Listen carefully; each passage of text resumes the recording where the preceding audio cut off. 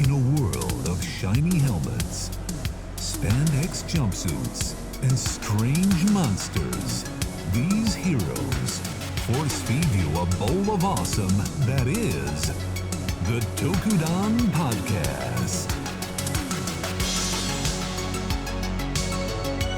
Join Carl and Rob as they haphazardly welcome you to the exciting genre of Tokusatsu. Now, open wide. Hello, friends! Transition. Boom. Hi, guys. We did a thing. Oh, God, Rob's still up. Boom. No. Where'd I go? Did a transition Hi, I'm thing. back. Hey, yeah, there's a thing here. Yay! Fixed it, I think. Hopefully. I did it. Yeah. Yay! Hello. Hi. We're trying new things. That's what the theme of this week is, trying new things. So, as you guys can see, we got a little bit new layout. Kind of mirrors the one we've been using for our other streams. And if it's wonky, I apologize. I literally spent the last... That's my fault if it's wonky. I just minutes trying to figure it out. He keeps telling me to stay still, and I can't stay still. He knows that, so I apologize for nothing. Yeah, so you know how it is. How's everybody doing? How we doing? How we feeling? Cold. Yeah. Freezing. Yeah, it's cold and rainy here, so... Like Blizzard Rex is henching in front of me. You know what I mean? Like, oh god. Not quite that cold, because the Viking blood in me warms me. So, you know. You have that benefit though, because this how do I put this? You live the people of the equator, if you will. anything that's like nominally like I don't feel my fingers is like death to us. Like, we're already dead. Yep. So yeah, this is going to be yet another miserable winter, but we have good news. Yes, we do. So we have a couple things to talk about. First off, Peacemaker dropping 6K total towards Carl Plays a Spook. Oh yes. Oh my god. Yes. I don't know what the grand total is. Give me one moment, I can find out. Enough. It should be enough by now. Hopefully. It's pretty close. It is pretty damn close. Hang on. I should. But yes, we are putting so many things into getting me to play a game that makes me want to poop. That's essentially what everyone's doing right now. We are about halfway there, and we have about 15 days left. So halfway through, halfway done. We are on a good pace. Keep going the way we're going. We'll get it cooking. Oh God, I cannot wait. I'm going to buy the supersized diapers for you. We're going to make sure we have a nice sterile environment. Yep. It'll be nice and clean. But every time you poop, that's $100 towards whatever charity. So yeah. We're gonna market this, bro. You're gonna save lives. I'm gonna save lives by having a heart attack. That's essentially what it comes down to. So the EMTs that I'll have on stock are just gonna be like, yeah, what are we paid here for? Just pretend. Just don't ask questions. It'll be fine. Sorry. So we will figure out which game it is. We still don't know. So yeah, I still haven't figured it out. But if you would like to watch me play a spoopy scary game that makes me want to cry, and I probably will because I hate these fucking games, you can go over to the channel. If you're like, any of the go ahead, bro. Plug that. Oh, sorry. I was gonna say, if you're listening in the future times, twitch.tv/KaijuCarl, dump them channel points. If you're watching live, just like Peacemaker, he already dumped them. So keep dumping those points. Do any shooters have that effect on you, like the Call of Duty zombies? Are you like unable to play those too? No, I think the only one that really like triggered anything like that was Doom 3, which was. Oof, okay. No, yeah. I get it. And then Fear. I remember the first Fear game being a little, spooky. I never really played the second and third one, but I remember the first one being a little scary. Well, the second one they focus more on the action with like more jump scares, I think, like multiplayer and stuff like that. Something like that. But overall, no. Like the zombie modes and stuff never really did it for me. It was really just when they have first persons, like Outlast kind of bullshit, like Amnesia, Outlast, all those. So I'm sure we'll end up playing. Yeah, just keep fueling that fire, brother. I think that one's gonna win. But yeah. Something's gonna win. It won't be me, that's for sure. So it'll be all of you watching at home. I will. Yes, we will. So that is that. Make sure you guys tune in and get that rocking. We'll set the schedule and everything once we meet the goal, but we're on a good pace. We're on a good pace. Other than that, we have some other announcements. As you can see, we were talking about last week. We're trying to do some new stuff. So that's the layout we have going on. A little bit different stuff today as well. We have a couple, I don't know if you want to call them segments, whatever. It's not really like we're not turning this into some kind of variety show. But. No, we're trying to see if we can at least appear professional for you guys. We're going to give it a shot and let us know how bad we fail. Okay. Yeah. We're gonna, based on that survey that we did, just a couple other things like we're adding into here, and some of it's to get you guys involved more. And part of that is what we're gonna do right now, which is our hero spotlight, which is where we're gonna start highlighting someone in the community, whether it's a content creator, cosplayer, whatever the case may be, just a cool person we find. And the first person is actually an artist friend and friend of the stream, K20 Customs. They do amazing patches. I'm gonna bring up the page right now for you guys to check out. This is their Etsy page. He does all kinds of super cool patches for Sentai, Metal Heroes. Some of these glow in the dark, as you can see. We got these Mega Ranger ones and Mega Ranger slash is it In Space? Is that what it is? Yeah. That glow in the dark. All kinds of super cool stuff. K20 Custom. Please go follow them on Twitter. It's at K20 Custom as well, and their Etsy page. They do all kinds of patches. They had a new wave just drop, which is personal. Oh man, personal, of course, personal bias. Blade happens to be in that wave, so yeah. But you ever see like how we can customize gear? Like we never get that kind of ability to do that. Like the patches is one great idea when you want to customize. You know, anybody can wear a Supreme shirt, but what if we had a Phi Supreme shirt, you know, and a Blade Supreme shirt? I guess if we had to throw some garbage onto it, you know what I mean? But I'm just saying. It would be nice to rock those patches on anything. Like I wear black most of the damn time, but to be able to put something with Gaim, you know what I mean? A Mugen Ghost right here. Come on, bro. That'd be pretty sick. I'm telling you. That'd be pretty freaking cool. And part of the hero, they're also, like I said, they're a friend of the podcast. They hang out, they support us. This is their Twitter. I have pulled up on the screen for anyone watching. Please go give them a follow. You can keep up to date with whatever,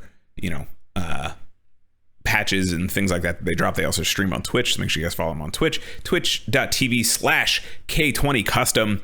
Usually they're doing their singing K20 if you're out there singing. Or I believe either X8 or Forze happened the other night at karaoke night for them, and then it was fun. And then also just making the patches in general, which I think is really cool. You get to see the whole creative process and the way it's done.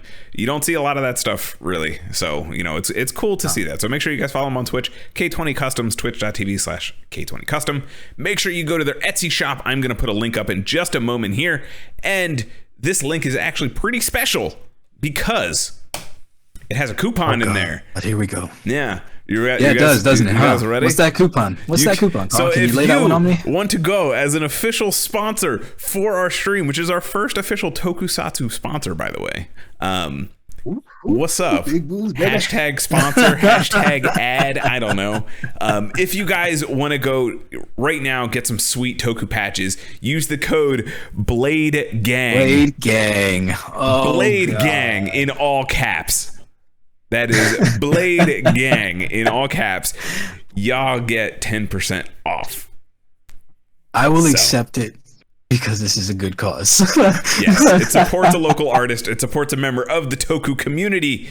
And K20 is just a good person all around. Yeah. So please go support them. If you want to check out their Etsy, get 10% off. Use the code Blade Gang or follow the link I just posted in the chat if you're watching live.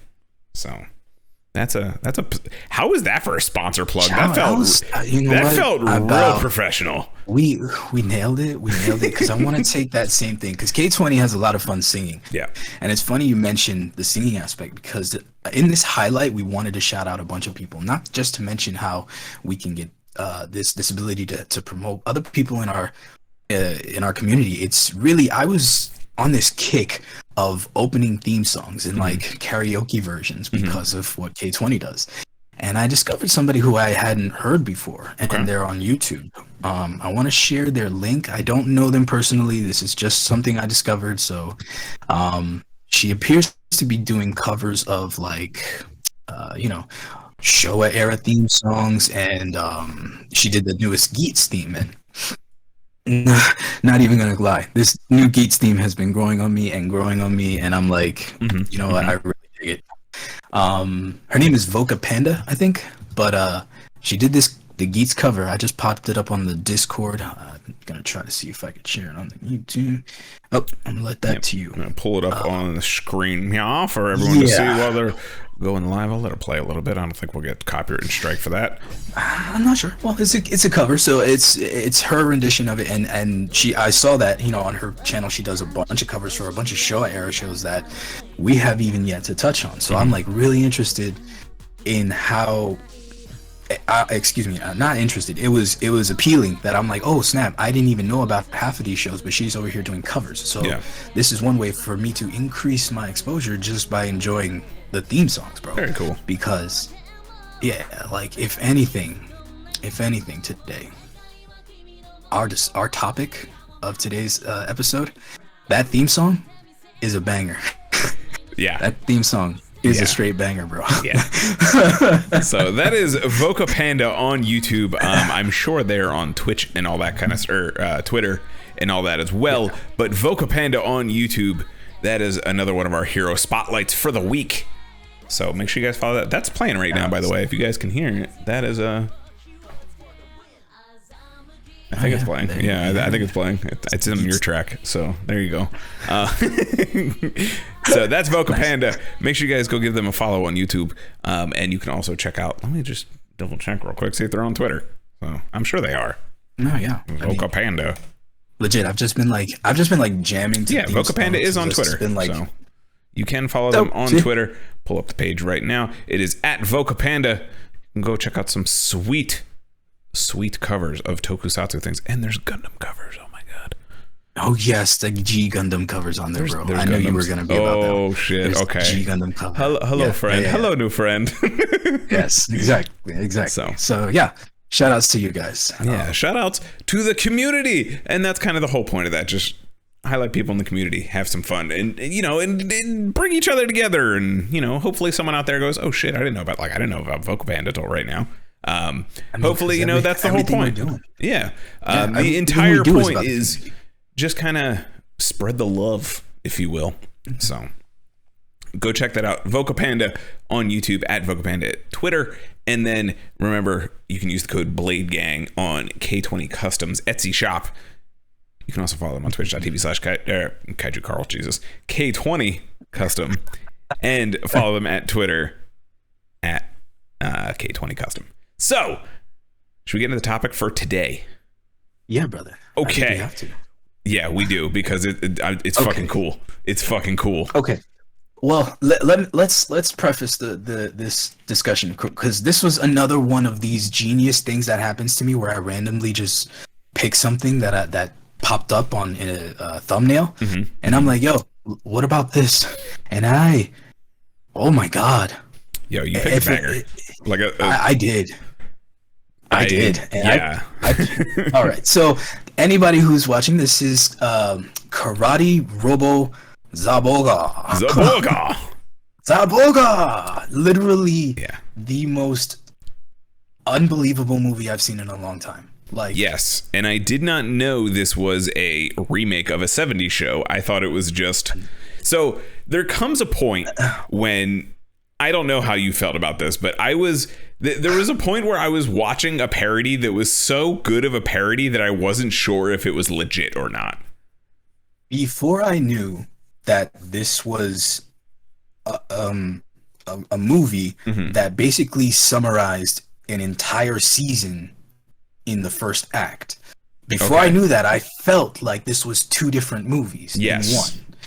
I was like, this could have been easily a part 2 with a little bit more sauce on it. You know what I mean? But now that I know that, I get that they were like, we have to give you everything at once and do it in a way that it keeps you entertained, but you still get what's going on. And that's why I watched this movie at least 3 times, bro. Because the first time, and it's like a 2-hour movie. Yeah. So it's a solid runtime. It's like 2 hours, 15 minutes. The first time I saw it, I was thrown. I'm like, I think I messaged you like immediately. It was like maybe the first 5 minutes. I sent you a clip, and I'm like, what is this? What is this movie? Oh my god! And it was literally a clip of a villain. We'll get to it, but it's a villain that ends up siphoning the soul out of a character, which is par for the course. But the villain had formed on its face, not of its face, on its face, a giant set of lips that kissed this person and sucked his soul. But also you're missing an important point where this thing is also a samurai robot in full samurai armor. Yeah, I was gonna get there, but like you have to understand that this is like the first 5 minutes of this movie. This is literally the opening scene. And I had no idea what was going on. I just clicked it and I was just like, Carl, let's let this rock. And bro, I watched it 3 times, and every time there's something new that I didn't see before, and something new that I didn't see before, because there's so many layers to this movie through dialogue, visual cues, and just downright like scenarios that is so. I don't know whether this movie is like straight up the dumbest movie ever made or the most genius satire that I have seen in a long, long, long time. This movie, I can't decide. To me, was the epitome of what I'm going to call Neo Showa. And we kind of got a taste of that when we looked at which fucking anniversary movie was it? I don't know. We've watched like 19 this year. Whatever. I think it was the superhero Senki one. Yeah. I think that was the one where it had young Hongo played by his actual son. Where he legitimately came out. Yeah, and then they had a little scene where he starts fighting, but it was literally like basically a shot for shot kind of from the old show sort of thing.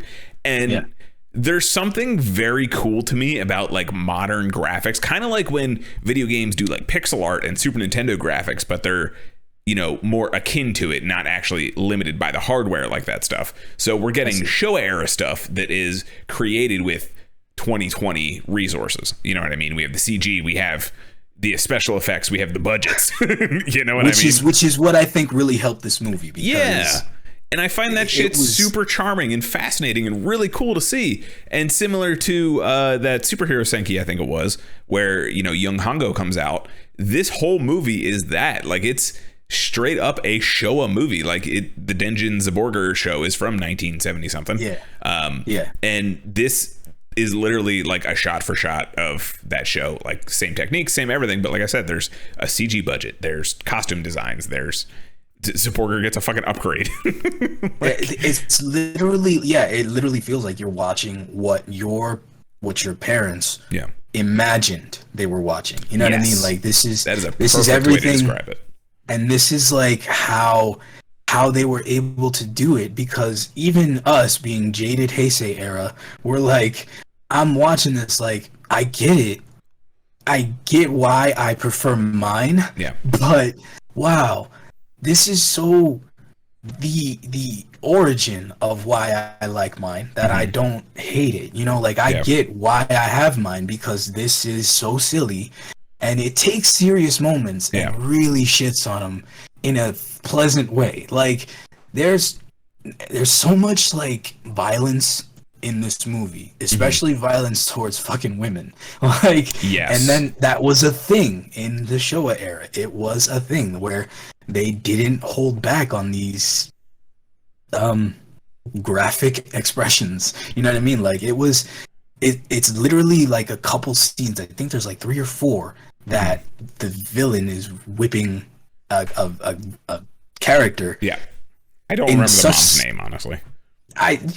Miss Borg is one. There's Miss a couple Borg, that's right. Yes, oh my god, Miss Borg is the character. There's a lot of characters in here, but anyway. So yes, ultimately the story, because it's 2 different. It's the complete story of season 1. It tells like this rushed exposition where we're introduced to, which is a bananas exposition, by the way. Yes. So your main hero is orphaned, obviously, because that's just what you got to do.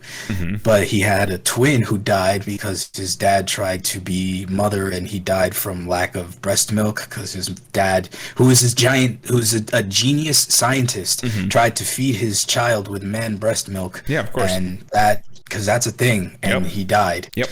And then took his brain and turned it into a robot, which is why we have Full Metal Alchemist. No, so, not just his brain. Oh, I'm sorry. He used his DNA power supply. Yes, DNA. Mitochondria. Yes. So the midichlorians are like the best part of this Zaborgar, because it's not just a robot that can do karate. It is it's not something that we know right away, but if you figure, I mean, they don't even hide it. It's just like something that Yutaka, who's the main guy, doesn't know right away, is that the Zaborgar is his brother reincarnated to be Al Emmerich. But like he knew, but he just kind of like forgets.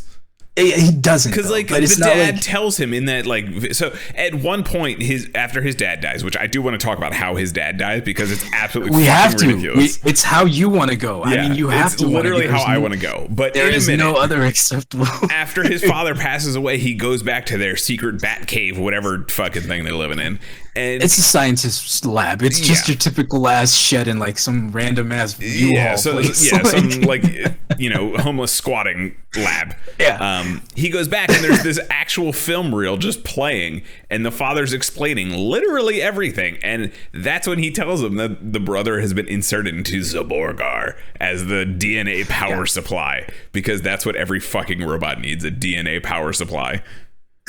So basically, his father's this scientist who discovered this metal, which is like a techno-organic metal. Dimonium. It's called dimonium. And the evil organization of this movie, whatever it changes their name things is, into robots. That's what it is. Sigma. Yeah, Sigma is the organization. Sigma. Thank you. Sigma. They repeated it like 45 times. Yeah. So the company that's after him, they finally catch him because his son is like pissed off that his father just like straight up ignores him, because he's been doing this research into creating Zaborgar for years and years and years, that his son Yutaka, who's now this like karate fucking master, he's like, Dad, I'm the shit. Why don't you pay attention to me? He's like, fuck off. I'm proud of you. I love you. You know what I mean? He's just typical shonen ignore me. Anyway, long story short, they end up capturing the scientist's father after 10 years that he had run away. Yep. And he torture goes him and becomes a karate master for 10 years, and he has a very weird I don't know what to call him other than eyebrows and glasses. Sensei. It's fine. That's good enough. Yeah, his name is Sensei Eyebrows and Glasses. That's what I'm gonna go, because he's got the wildest eyebrows I've ever seen on a human being. And I don't think they were fake. I think they were 100% legit. And I'm also pretty sure that they were the actual karate master and not the human body they were attached to. There is such a blending of playing it straight versus the satirical environment. It confused in this movie so much. It really, there's so much like, you will burn in if you don't do those push-ups, and I mean it. And then you're literally seeing him do like this grueling workout, and like, oh, it hurts, master. You know what I mean? Like, it's just like I was like, where are they going with this shit? Like, that's what I mean. So like, they went that it wasn't gonna let up. They just went so hard on like the parody part that like I couldn't. And the parodies are fantastic, by the way. Like, right? Yeah. I'm literally watching this, going, this could straight up be a toku, and clearly it was. But like, they're doing it so straight faced and so to the extreme that I know it's satire, but my brain is like, this is 100% real. I don't know. I'm dropping something in the Discord here so you guys can see what we're talking about. These are just pictures of Zaborgar and the brother, Yutaka. And basically, like, it's not like he's a giant robot. He's a human-sized robot that can transform into a bike. And when he henshins, he does so because of, if you see in the picture, he has this wackadoo helmet that he never fucking takes off. Like, yes. Well, he might twice in the movie, but he's always got it on, and they even comment on it in the movie. Like, yeah, there's like a time skip, and he's like, "Why do you still have that fucking helmet on and those jeans?" And it's like, it's just like they're not afraid to like bash the unbelievability of it, that yes. they still embrace it. And the craziest part is like, this dude, especially when he's younger, has like big hongo energy. Like he walks into the room and his dick enters first, kind of thing. Yeah, like he has that kind of energy, and like, but obviously there's a little camp to it because he's like catching bullets because he's a karate master, and literally I don't know how we went from like karate master to wacha, but we're not going to talk about that. Listen, I went with the idea that they wanted to make him like an homage to everything of the era. He was just a Showa homage. That's what he was. But he's big hongo energy, that's for sure. Yeah. I mean, okay, so you do this whole thing where he just becomes this hero. There's not like a reason he does it. It's just that he wants revenge on Sigma, and he gets the robot that his father left for him, which is his brother, and he just goes for it. You know what I mean? So they hunt right away Miss Borg, who is like the only villain that we really get the majority of the time with, because I guess in the show, I'm assuming she's like a constant Rita Repulsa type of thing, and ultimately these two fall in love because they encounter each other so many times. Now, there's so much that I don't want to skip over with the in-between sequences, because it's that stuff that made this movie gold, because you could say and see beat for beat the things that were going to happen, but because of the ridiculousness of the situation, bro, she has her henchmen are a triplet color trio, red, yellow, and blue, rugby, scantily clad. Yeah, the lingerie football league, they are the mascots. Yeah, that's them.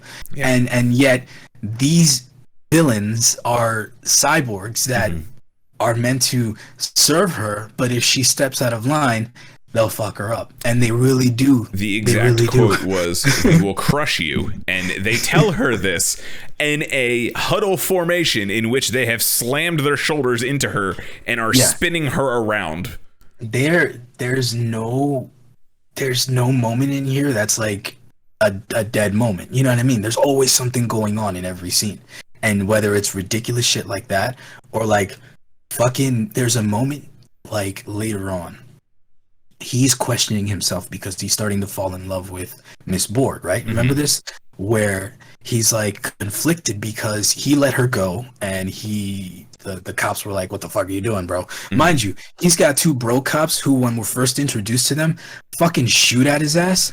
Yeah. Like just to be like, "Hey, your reflexes are as good as ever." You're like totally super still cool.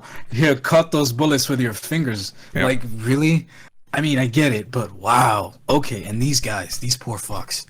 These poor guys, man. Anyway, we'll touch back on them later. But he's having this scene where he's like conflicted with himself because he knows it's wrong, but he's like he talks to Zaborgar, and this is where we get the idea that Zaborgar isn't just a robot that listens.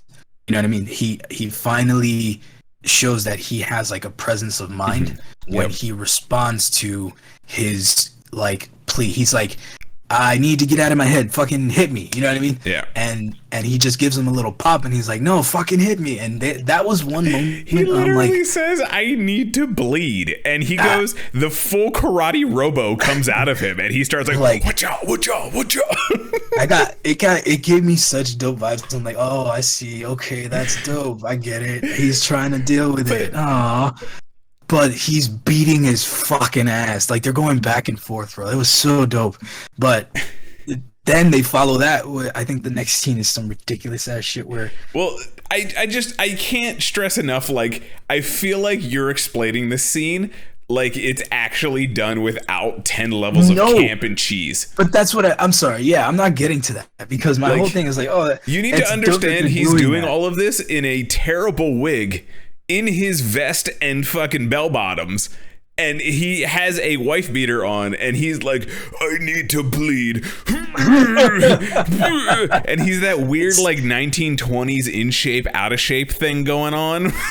It's campy because you know that it's what they're trying to do. And I guess I was just buying into it too much. I'm like, oh, I get what they're doing here. He's trying to feel the feels with a different fucking way. But no, like, I see what you're saying. It's really you're bad. getting these layers of like personality and things, and all I'm thinking of, this is the most Toku fucking show I've ever seen in my life. I can't describe it well enough. I mean, there's a moment there. Do you remember when he's fighting, when Zaborgar is fighting, and he gives him a command to use Muay Thai, yes. And then the back of his head are fucking speakers. Yes, I was going to bring that up because what we didn't explain about this doofy helmet that Yutaka is wearing, Yutaka Daimon is the main character, that he's wearing, is he has a microphone that he can give commands to Zaborgar, whatever. Zaborgar. Yeah, so he can yell commands into this thing to do things, even though Zaborgar can do his own shit by himself. He can yell commands into these things, and that's basically his excuse to like yell super moves kind of thing. One of them is a lot of. Zaborgar use karate mode Muay Thai, and I was like, that's not a thing. That's not karate. But it is. But it is now. But so yes, as you were saying, there are speakers on the back of his head that start playing a traditional Muay Thai theme, and he does the traditional Muay Thai intro dance to a bunch of things.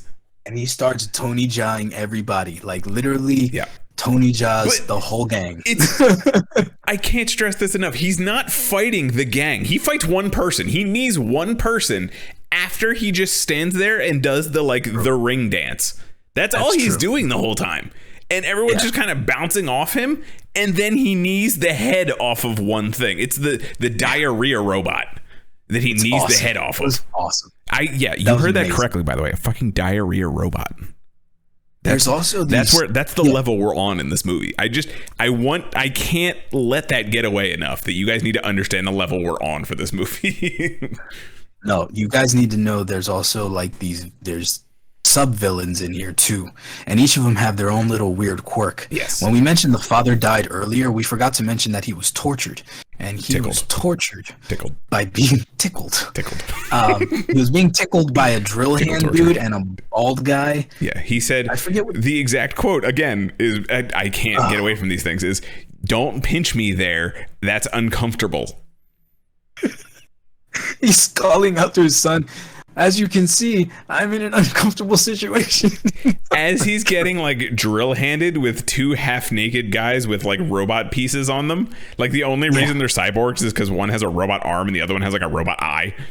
Oh yeah. This is like Dr. Giro levels of what quantates an android. It's just like a vague description and everything goes after that. So okay. This movie is fucking wild, guys. Because there's a guy who has like these snails drill eyes that are supposed to have like some kind of vaporizing power or something like that. There's a guy who breathes fire for some reason. Like these are the androids that have like one ability each. So there's also this dog truck. The bulldog robot. That it has a tongue that like chameleon tongues things, because that makes sense. Clearly we're going in the logic realm for all of these things. Right. So, all right, so Sigma to take a step right back. The reason why there's so many of these bad guys is because they all serve this overlord who is after DNA so that he can reconstruct or construct or something, a jumbo super mecha, some kind of giant robot that can only be assembled piece by piece by Daimonium by converting the DNA of targets. I guess he's going after Parliament for some reason. He's going after the figureheads of the government, and eventually you find out it's because he's in cahoots with someone running for prime minister. That was the twist at the end. The character is Dr. Akunomiya.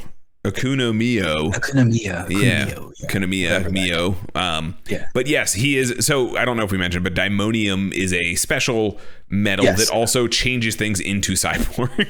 Right. So it's literally the MacGuffin of the whole movie, but it's what serves it's frustrating because this is the whole point. Is they go and they steal these. Lost you. What? I know I'm here. Okay, I'm fucking here. I'm listening to this nonsense because They go. I lost everything for a second. No, anyway, I'm here. So, I'm just taking the story in once again because I sat through 2 hours and 15 minutes of this movie. The beginning, and I regret nothing. The reason why Zaborgar was the reason why they stopped Miss Borg from going after the first guy, which ended up being the fucking Prime Minister, the Palpatine guy. Yeah. So So hang on, pause, because this is not a Palpatine situation where he is hiding in plain sight. Yeah. This motherfucker pushes his girlfriend in front of the bulldog robot, and she gets murked. He straight up was like, nope. He straight up says, "I need to survive," and like palms her into the way so that he can get away from everyone. It is absolutely wild. Yes. And worth it because he gets what he wants. Yeah. But so they go and they use this guy's DNA, and we see that the reason why they can't just make this thing is because they're converting the parts, and the parts quantate whatever part is then put onto the robot, and the dude's DNA was barely worth a pinky on this giant robot. Yep. So they're just like, well, that's not going to be enough, bitch. Yep. So that's what gears this whole thing. It's that it's attempt after attempt, and that's why he's trying to stop them the whole time. Yeah. That's it. That's all you're getting. Yeah. That's it. Everything That's all else that matters, and it's literally just an excuse for Miss Borg to keep going out. And there's some awkward random shots of her getting whipped by Dr. Akunamiya, Mio, whatever. Very awkward. Yeah, Very awkward. and then they just randomly show her breasts because, of course, they do. Yeah. And then he keeps whipping her for an uncomfortable amount of time, to be honest. It was a solid 2 minutes. I was like, okay. They have that's followed by the scene where you have the full conversion, where you see like Miss Borg is gonna be like a full good guy, which is just before the scene that still scars me, bro. Are we gonna talk about the cyborg? We have to. We cannot avoid that. We're gonna talk about that. You have to go down this hole with me, guys. Do you understand what happened to the Japanese? Do you are you guys interested in riding with the devil? You had see what I did there? Go watch Fudo PI. Nice. Good shit. Oh, we gotta use a quote from this one. It's we have to save the day with a smile. Oh my god. Oh, speaking of which, by the way, I forgot to mention it when you were talking about. So before we get to the cyborg sex scene, we talked about the detective buddy friends. Did you notice who the one detective buddy friend was? Who? I'm sorry. It was Taiga from Garo. Koga's father is the main one. He is the main detective. His name is Hiroyuki Watanabe. He's in Ultraman Gaia as well. But yes, he is Taiga.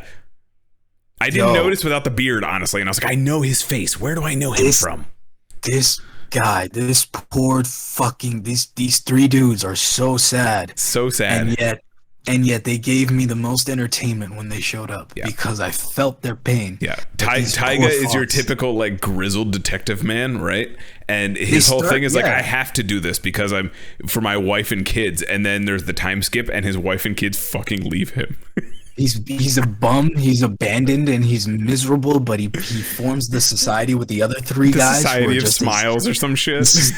Whatever they're called. And there's just what sold me on them was that very scene, bro. Yeah. Like there's a scene where they're talking to Yutaka, who's been fired. This is post time skip. So before we get there, we were just about to say how there's this cyber sex scene, which hinges everything. We can't skip it because this is important. No. This everything hinges on the tentacle porn. I'm sorry, but there's literal tentacles, by the way. Guys, literal tentacles. She removes her top shielding and it releases these tentacle nightmares that are whipping Yutaka on his face and he's saying awesome. Yeah. In English, by the way. He is saying awesome in English. English. It's in English. Oh, Yeah. And this is, I kid you not, no less than like a Dragon Ball Z punching match. Like that's the kind of level of like intensity we're going with the whipping here. We're seeing like, like anime punching. Yeah. And that's probably as graphic as it gets, because what's implied is that they have a moment of passion. And I guess she has the same anatomical capabilities as Android 18, where she can get pregnant. So that happens. Makes sense. And a line later, Yutaka's like, I didn't know she had that function. Anyway, so that happens, and this is important because she gets pregnant, and she has like a whole change of heart, and that's when we get the whole triplets that are gonna watch her ass. And one more fucking fiasco happens where the cops, where Yutaka is forced to stop her versus the cops because XYZ. It's just this whole confusing, and rightfully so, because he did just fall in love with this chick, but at the same time, she's trying to kill Parliament people, and she doesn't want to do it. But she has to do it, and she can't not do it. So he's just like stuck in, and I get that stupid ass balance. But I gotta get your opinion on these triplets. Their hidden ability is very similar to the tentacle boobs, but very different in a very particular way. You know what my opinion is? It's two lizard dragon birds coming out of my boobs. That's my opinion. Yeah.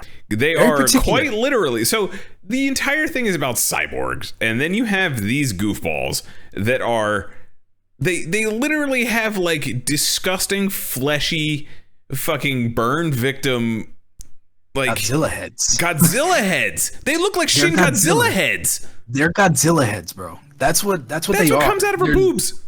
And they make the noise. They make like a warped version of Godzilla's cry when they summon. And it's from what the one that bisects herself and turns half of her body into a rocket. Yes. That takes a guy and either Izuna drops him or something crazy like that. Honestly, at that point, that's when my brain officially shut the fuck down. Like, as soon as the thing shot out of her chest, I don't even remember the noise. My brain was like, nope, we're done here. I'm telling you, the Godzilla boobs, I was like, this is insanity. This is insanity. Absolute insanity. And so they round up all these Parliament people to complete the robot after drawing up all the blood. Whatever the case is going to be, Miss Borg has her change of heart in terms of deciding to at least do what she can to be with Yutaka. And I guess during the show, this must have been like a 3-episode thing, because this battle takes forever for them to finish. But what essentially happens is we see the bad guy finally reveal himself to be like, you're also a cyborg. Like what, like how his father did experiments and shit. Like Sigma, I forget why did he want to destroy the world? He was bitter. It was some like nonsense reason. Like it's some like someone like tripped him one day or some bullshit like this. He's just like, he's trying to convince Yutaka to join his side, and whatever the case is. Zaborgar is like conflicted because he follows Yutaka's command to stop the cops from hurting Miss Borg, but he also knows it's not the right move. So he also then stops Miss Borg, who is, mind you, pregnant at the time. Yep. And also has a cool robot bike of her own called Black Hawk, by the way. Oh yeah, I forgot about Black Hawk. Yeah. They underplayed that because they have, between Zaborgar and Black Hawk, those are the most toku of the fights, and they're the most interesting because they have like the first time they fight, Zaborgar punches her. Yes, it's a her, by the way. It's a female bike. And she bends. She has an actual like cheerleader skirt on her armor as well. And she bends over, and there's Robo panties. And then she goes, "You pervert," and slaps Zaborgar. Yeah. And there's moments like that throughout the entire fight. There's one where he's like flexing his eyebrows to like, he pushes Miss Borg into a kiss with Yutaka, which is like, you know, that's expected. You know what I mean? That's like, pretty much what seals the deal of them humping. Pretty much, yeah. Yeah. So in this fight, in this last fight, you get this this display that, and mind you, during these fights you get this wide range of abilities. Like he's calling out commands left and right. I didn't know Zaborgar. I think it was like my second showing that I noticed that he has like the helicopter things in his feet. He has like these bits that come out of him. Yes. So he has little robots. He's got the helicat that comes out of his head. Helicat. Yes. Yeah. That's a helicopter. It's usually used for recon, it looks like. And then he also has, I don't think they're helicopters. I think they're like cars that come out of his feet. Whatever they are. Because he uses them later in the movie when there's a bunch of little things crawling all over him. That's what he uses to get off them. So he has these little like car bits. They're almost like the Pla models from like Kamen Rider Wizard, or like the discs from Hibiki, that kind of thing. Yeah, they're like the little like toy bot kind of things that I feel like they probably nowadays would push to sell toys. So yeah, naturally. See, hold on, I found a toy pic of how it looks when it comes out of his head. But yeah, so anyway, it was that kind of stuff, like watching the fight, because Black Hawk matches him power for power with like the weird gimmicks that they have too. Mm-hmm. So anyway, ultimately, it gets to just where Miss Borg is like inevitably going to do what she has to do to fulfill the role, and Zaborgar ends up fucking like, I don't know, bear hugging her.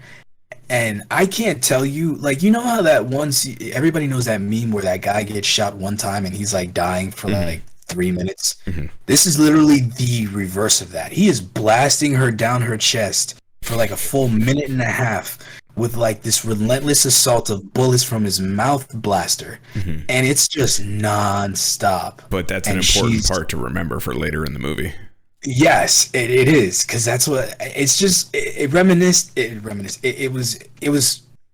I wondered why it took so long, because I'm like, she should have been destroyed like 10 seconds into that. You know what I mean? Yes. Like, you're getting a minigun from your mouth to your chest, and he's like right here, bro. Like, before we go to the time skip, let's talk Zaborgar's other powers for a minute, because he's got like a really wide variety, since we were just talking about the little bits and stuff. Yeah. So he also has a rocket punch, by the way. He's got a rocket punch. It's very cool. He does have a rocket punch. He has a full-on fight. And it's a chain punch. It's not an actual rocket. It's still attached to a chain, but it's still pretty damn cool. And then he has boomerang cutter, which is he takes the things off the side of his head and either throws them or just uses them like knives. Yeah, that's the dopest one. That's dope as hell. And then, as you said, he has a minigun. It's literally a triple barrel machine gun that fucking the little plate in his mouth comes down, and it's wild.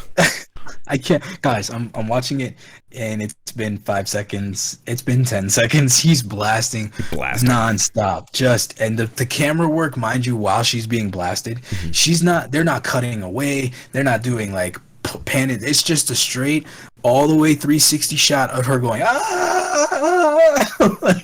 it's fucking wild, dude. This movie is insanity. Yeah. So he also sacks himself by exposing his core or something like that. She either gets a shot in. I can't remember exactly. Yeah, but they both fall down and bigger hearts die.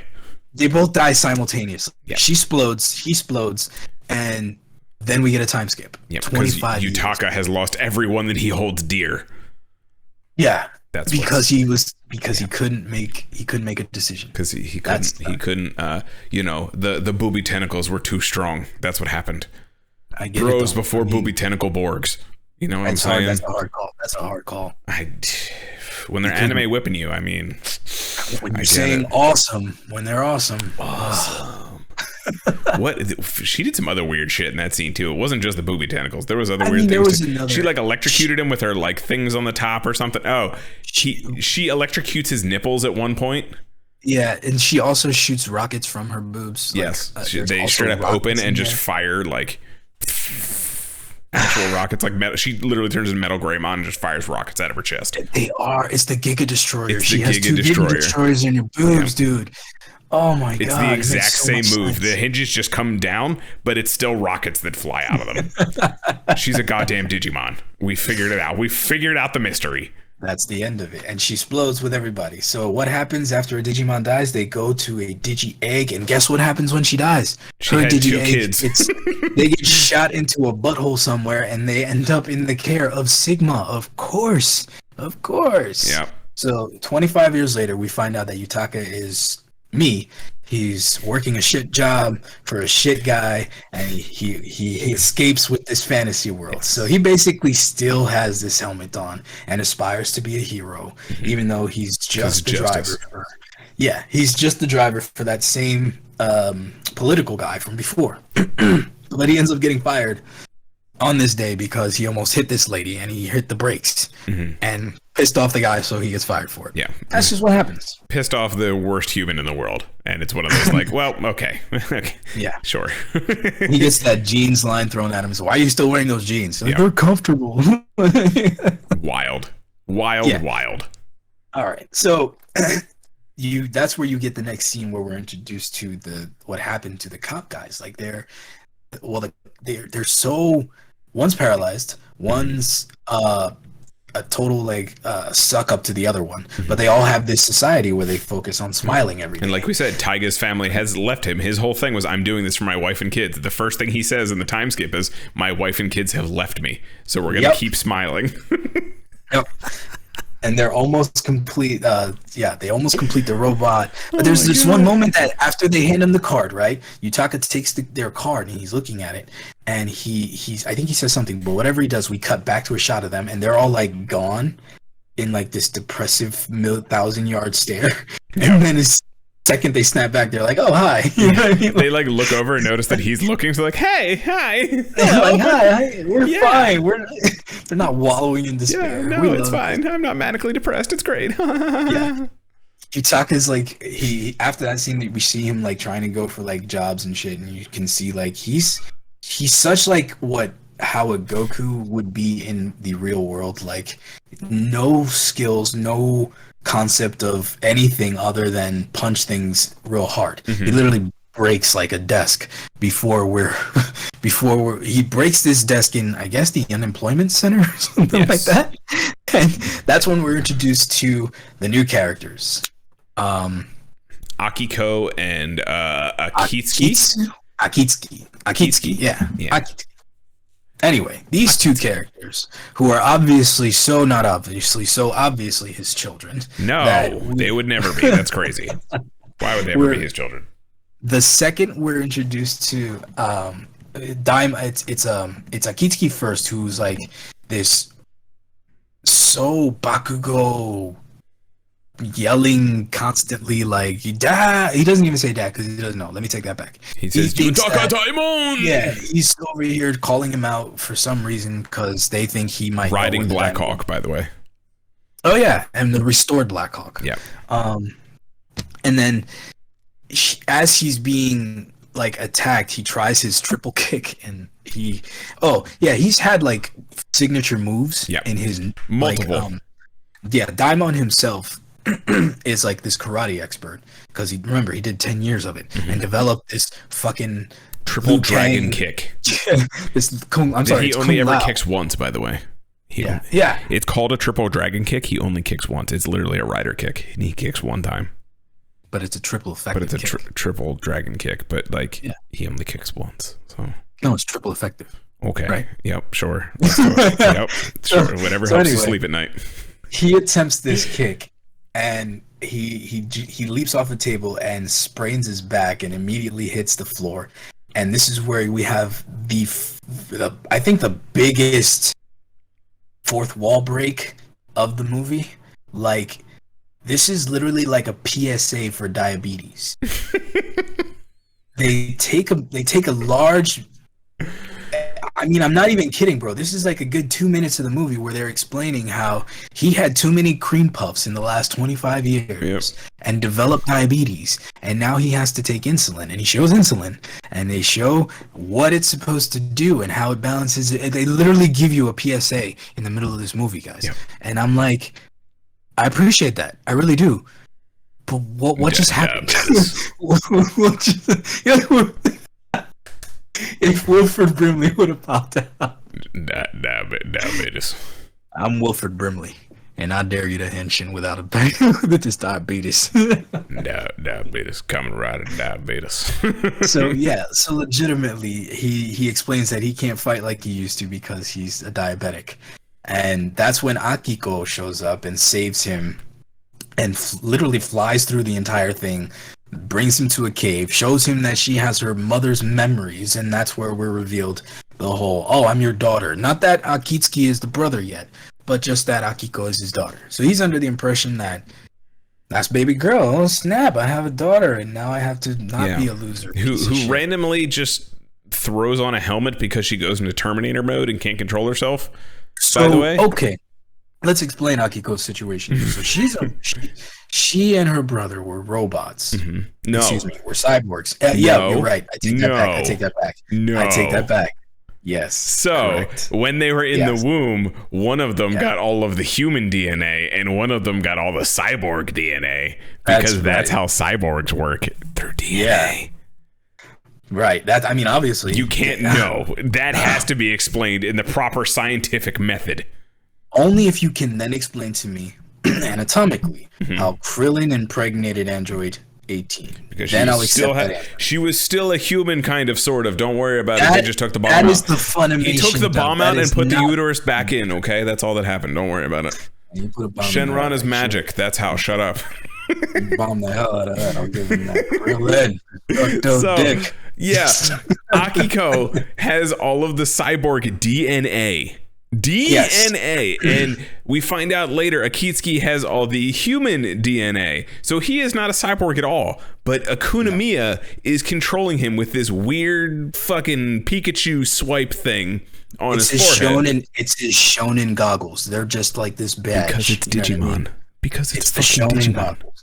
Yeah, it's actually not bad. I kind of like it, but it's like why do you have it if it's your weakness? You could just remove it. He straight up looks like he looks like a Digimon main character with the goggles on his forehead. He does.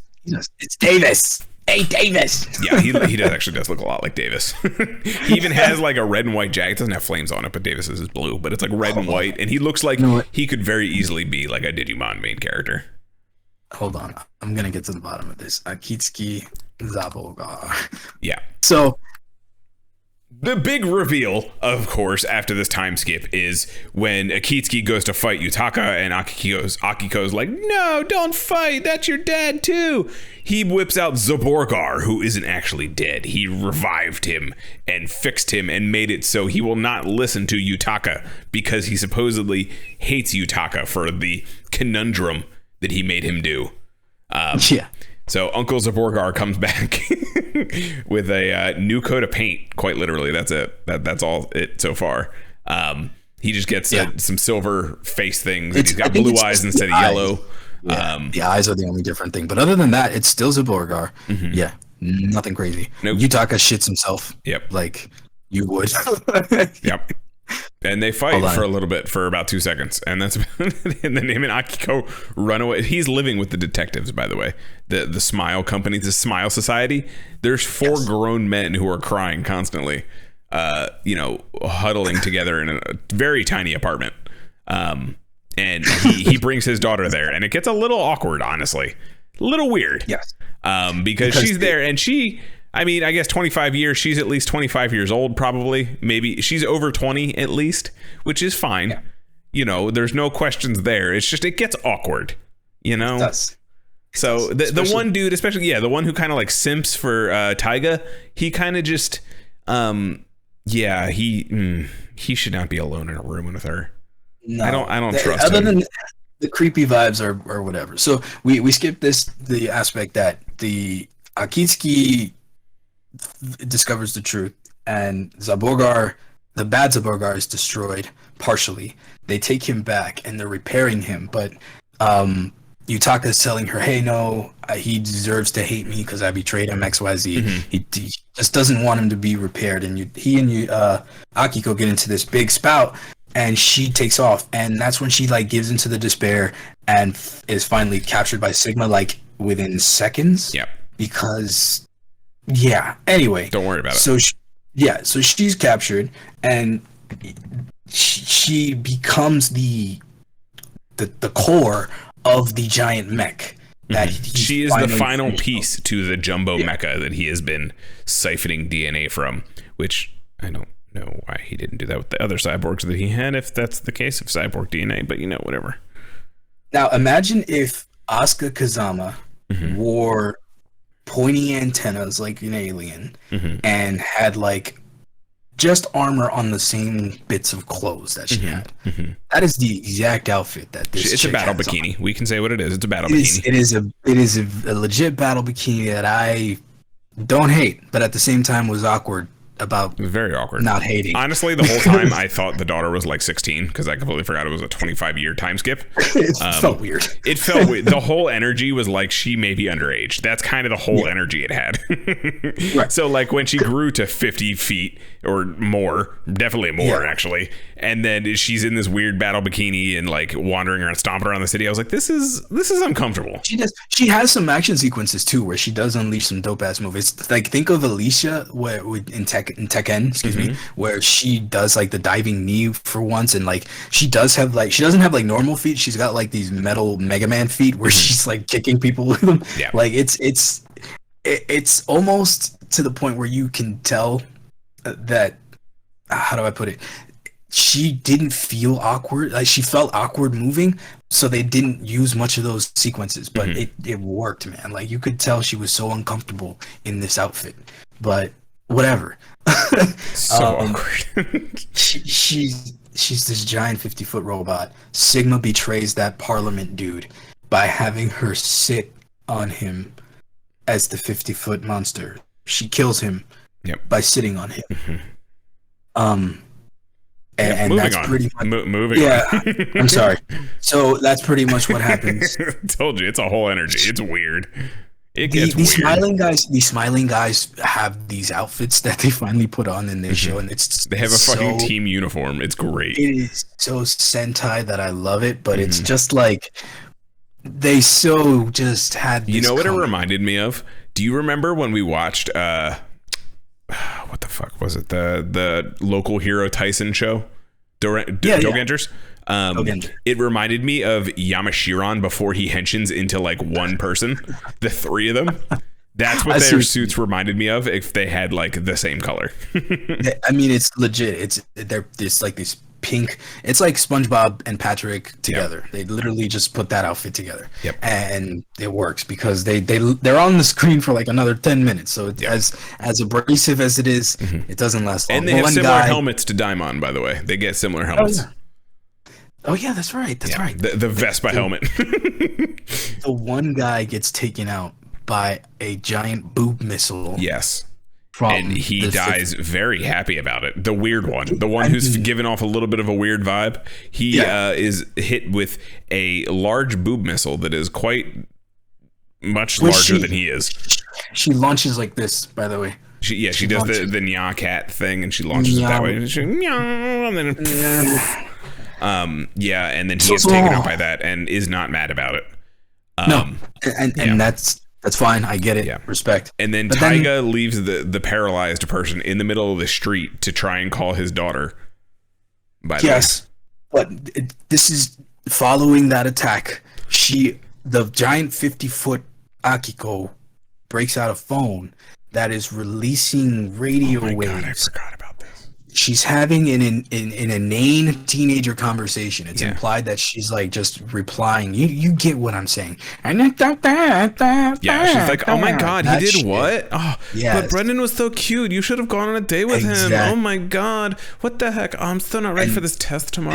This oh my goodness. Wave is permeating from this phone, and it literally explodes people's heads. They get this weird effect, like they're warping into this realm, and then their heads fucking poof. It is into so dust, dope. By the way, not just blood. It's dust. Oh yeah. It's dust. They're vaporized. Like I was like, okay, that's fine. More of that. That's dope. But of course, that's like the worst thing possible because now like millions of people are fucking dying. Yeah. So what happens is the Smile Gang, the two survivors, they're like, well, here we go. After fucking Tigers has this fucking depressing ass conversation. So bad. My God. The fact that preceded the next sequence, I was like, my heart, bro. Like, damn, why did you do that to this guy? Yep. His daughter says, leave me alone or some shit like that. Yeah. Like he tries to call her daughter because everyone's poofing around him. And she says, I told you not to call me anymore. I hate you. Get away from me. I don't want to talk to you. Oh my God. Yeah. And it's just like nails in the coffin. Guys, quite literally. Like in the middle of this ridiculous shit going on, they give you that little slice of reality, and you're just like, oh God. This movie, I can't. This movie's fucking wild. Yet this dude stays positive. You know what I mean? Yeah, but he stays like cracks he forces the smile as he's listening to this. He's, okay, baby, I'm glad you're safe, and that's basically you should get out of town if you can. So he decides, and I guess they mutually decide, that they're gonna go out in a ball of fucking ass flame. So fucking the guy in the wheelchair apparently has enough juice in the tank to light a fart to propel them straight through the sky, through the skyscrapers, into the Akiko's giant phone. This is not an exaggeration, by the way. This is literally what happens. This is not some like jet engine he's making a fart joke about. He literally lights a fart on fire. He lights a fart, and it has enough juice to push them into the sky and achieve G-force to the point where when they crash into the phone, it explodes. Yep. They don't smush; they explode. They literally turn into fart missiles. That's what fucking happens. Heat-seeking fart missiles.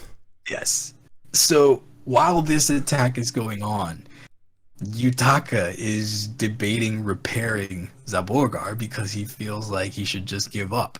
He finally does, and literally like this giant reunion moment is summed up by like a shoulder grab. Yeah. It's like Zaborgar like reaches up and touches his shoulder again, and then they just come flying in. And Zaborgar has this new V thing over his face, and he's got new metal paint, and he's got his upgrade. It's a Zaborgar Strong, I believe they call it. Yeah, Zaborgar Strong, which looks like just like a stronger. You know what I mean? Like imagine if Zaborgar got a stronger version. They have one more fight with Blackhawk, which is probably doper than the first one because it was the best fight in the whole fucking movie. Yeah, honestly, this fight sequence was like, I don't know. I maybe because it was like the dark setting background. I don't know. For me, it worked way better. Yeah. The effects were over the top in this one. They really went like because Zaborgar Strong has fucking rockets that Yutaka forgot that he equipped to him. By the way, hi Hawk, thank you. Yes, this layout is fucking cool. I appreciate it. Sorry, I'm gonna toot my own horn a little bit here. I'm proud of it. Good. You deserve that, man. You deserve that. But they're fighting on the backs of the bikes, wrestling. Yes. You know what I mean? Like, but there was a couple cool things where, like, again, because both of these things, Black Hawk and Zaborgar can turn into bikes. They're fighting, and then they'll turn into the bikes and, like, rev the tires on each other, and then, like, peel out and, like, hit each other and then transform back. It was way cooler than it had any business being. But that was the thing. Is like that's the shit that they interspiced with all the nonsense that we're like, okay, all right, okay, more of that, please. Yeah. But no, like they're absolute insanity, and then this fight comes out of nowhere, and you're like, oh my god, okay, because like you lost me with the fart missiles. Honestly, you lost me when the giant. Honestly, I think the phone thing is why I thought she was like 16 because it was like a high school thing, and I'm like a 25-year-old, so I'm not really gonna do that. But whatever. So it was such a weird energy. I can't stress that enough. It's a weird energy. But then this fight happens, and I'm like, okay, I'm fucking dialed the fuck back in. Let's go. Yeah, and they start like dashing around the city and doing all this anime bullshit because they're fighting, like, they're, you know, Blackhawk has like machine gun fingers, and Zaborgar is trying to like ram into her as he's flying around, and like Yutaka and Akitsuki are also like karate chopping each other, and I was like, this is so cool, and this is all premised by this big dumb battle bikini lady in the background, and Akitsuki and Yutaka are fighting on her boobs. That's her dad and brother. Yes. That's her dad and brother fighting. By the way, weird fucking energy. That's why we don't appreciate the energy.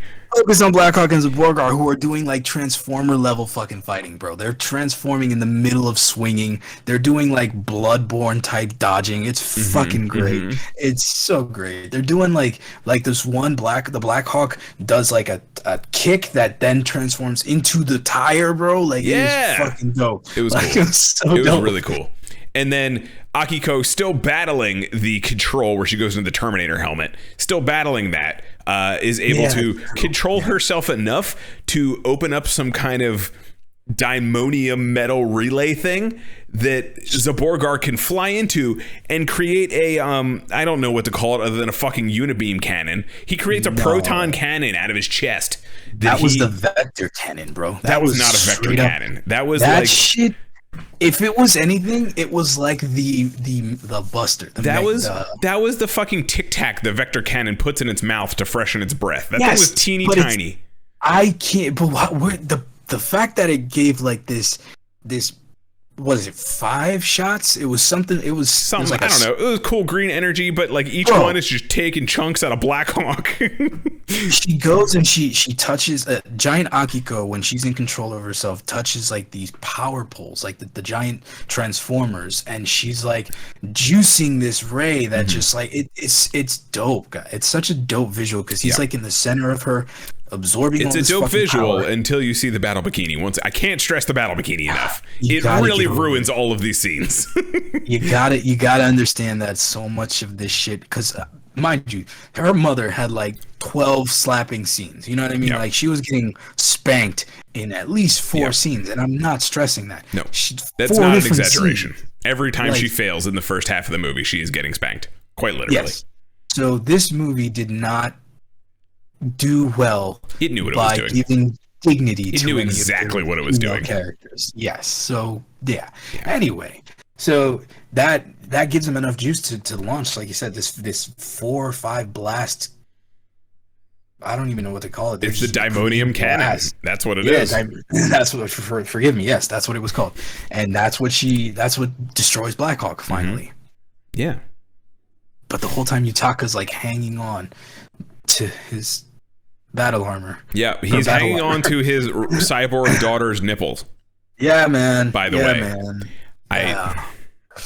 Let me repeat that. He is hanging on to his cyborg daughter's nipples, and so is her brother hanging on to her cyborg nipple. Yeah. And so Zaborgar finally comes and he saves Yutaka, and then Akitsuki's like, fuck you, I'm still angry, leave me here, blah blah blah, just blubbering, you know what I mean? Mm-hmm. And that's pretty much it. All that's left is because I'm sorry, did we skip the part where this guy gets triple kicked? No, that's next. Because she's still in control, and she says, hey, you have to stop Akunamiya, the main bad guy. There's an entrance in the back of my neck. Yes.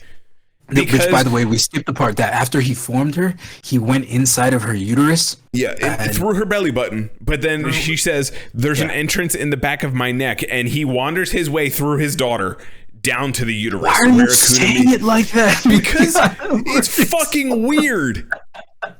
It's fucking weird, okay? It really was. This movie was unapologetic in the weirdness, but I love this movie, but it's really fucking weird, and I can't get over it. I can't tell you no, you're not wrong, but holy shit, they made it work. So he made his way through the mecha suit of what is his daughter into the section where Akunamiya is chilling, and literally, I mean chilling. He's just hanging out in his wheelchair, not at a control panel, not anything. He's just hanging out in a room. Now he has this gimmick that they showed earlier, where he I don't know how many of you are, but I'm a leg jiggler, and he has this dope ass leg jiggling quirk where he can shoot knives out of his fucking knee. Yeah. Like when he excuse me, he's punishing a lackey earlier in the movie that showed that. So when Yutaka corners him, he catches like 3 or 4 in the chest or something like that. And remember when we were talking about how the detectives introduce themselves by fucking blasting at him? He's old and can't keep up anymore, so he catches like 2 of them, and the rest go into his shoulders. That was amazing. Yeah. He was like, oh, damn. He was like, oh, shit, that does not work the way it does anymore. Oh, God. Oh, God. It was amazing. So we get this, we have this moment where he's like, the Akunamiya finally stands from his wheelchair because he can the whole time. Mm-hmm. And he's just like, of course he can. Doing a jig, trying to shoot the knives at him. He's literally just like trying to wake his leg up. That's all he's doing. Like, when your leg falls asleep and you get the pins and needles, he's just doing that shake, and like knives are flying out of his kneecap. They're just vaguely aimed at a Yutaka. There's so many sentences coming out of this episode I never thought I would utter in my life. But this is after Zaborgar gets separated from Yutaka by being surrounded by these little like they're mini bulldog robots. They're Gattack wannabes. They're like these. They're mini copies of the bulldog robot we saw earlier in the movie. The big truck thing with the chameleon tongue. They're mini versions of that. And that's when Zaborgar uses the foot cars that we were talking about. And he's and then lights them all on fire because he's pissed. So he's about to finish off Yutaka. And by like a couple more than he thinks, and then Akitsuki finally fucking shows up and takes like what must be like 59 blades to his stomach area, roughly. Because the whole time that he tackles him back into his wheelchair, you can hear during the struggle and the conversation that follows, literally blade after blade after blade, and he's just like, "Okay, Dad, you got this from here, right? Everything's gonna be fine. You should go save your like." What the fuck, dude? Please hurry. Oh god, it hurts so bad. After a few, I was like, okay, he's definitely dead, right? Like, he sacked himself. That's so noble. Okay, but goodness. No, it gives them time for him to go save Zaborgar and for them to do one of Yutaka's triple kicks. Yeah, the triple dragon kick where he kicks one fucking time. The triple. No, now there's two of them, so it should be the sextuple. The sextuple dragon kick, and they kick twice. For all time, because it's 3 times as effective. Now, I can't, guys. When you think of a finale, what the fuck is this movie? Carl, you know we've directed movies. We've always searched for that catharsis, you know what I mean, that moment where you can show how the hero has overcome the villain in this epic triumphant moment. And how do you do that visually? Well, in this movie, what we're gonna do is we're gonna slow-mo kick the villain because he's an 84-year-old man, okay? So we're gonna kick him in the head with these super soft feet that are ever softly gonna squish his face. But because it's slow-mo, it's gonna look dope. You get it, guys? No. It looks like they literally took a fake stuffed foot and just went, here you go. And then he goes like flying backwards. What they did was they took the makeup chair and they overlaid a foot over the makeup swab. That's all it was. This dude was like, so they did it so gingerly that you could see the foot crush before his face. It was like he was like, hey, I know I'm old, but you can like sell it a little bit. And the stunt guy was like, I don't want to hurt you, man. Like I'm just gonna, okay, ready?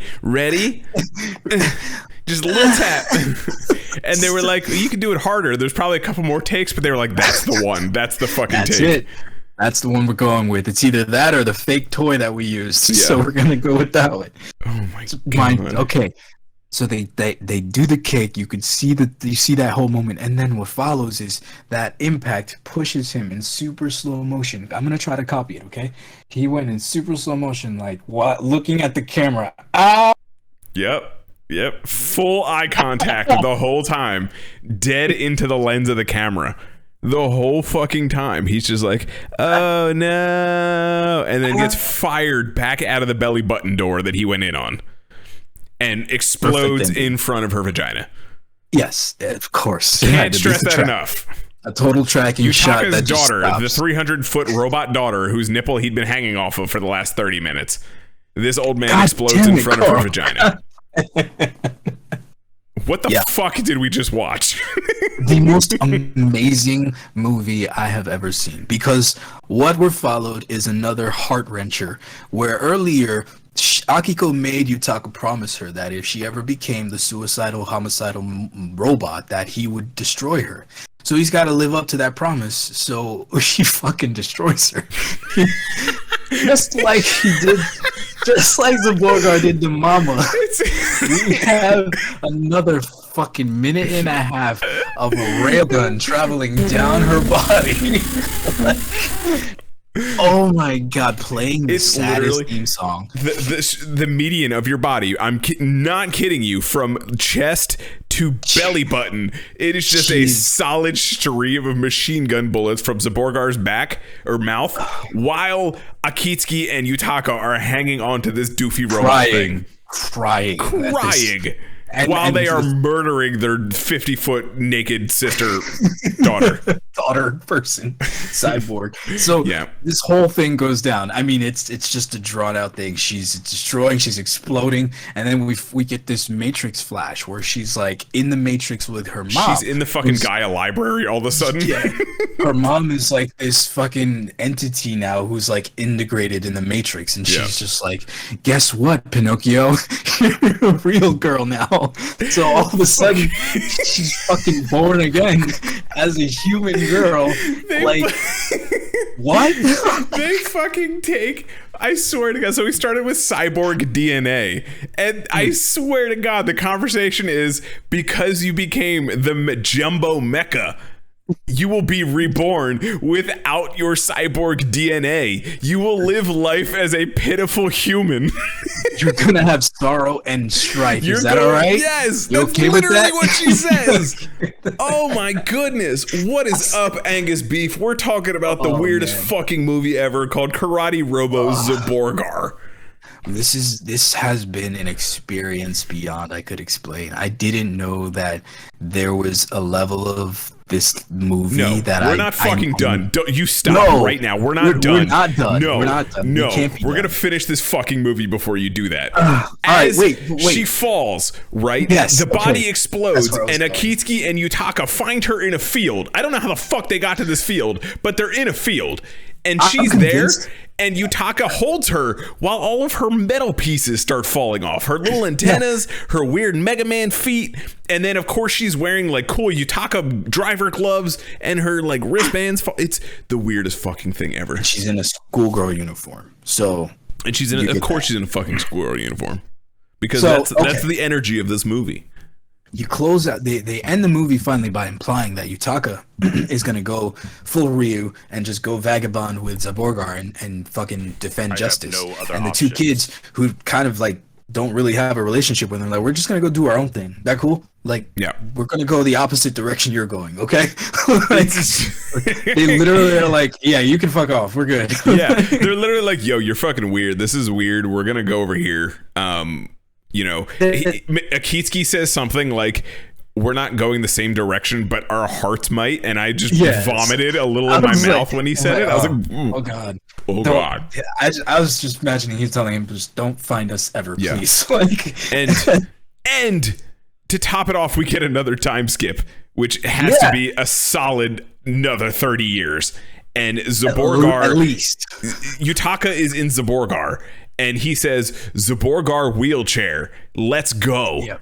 And the whole fucking tripod like takes off and flies at the screen. Wild. My only hope is I only hope that's the legitimate guy, or unless this is like something from back then. Because I don't know. This was such a like, why? Why this are was you so weird. Now? But you know what? You know what isn't fucking wild? Well, it is pretty wild actually, but it's not weird, and I appreciate it a lot. Angus Beef gave us a follow, so I appreciate you. See that? Bam. What's up? Welcome, brother. Thank you, man. Yeah, no, this movie is fucking weird, and I need everyone to go watch it, please, because oh my God,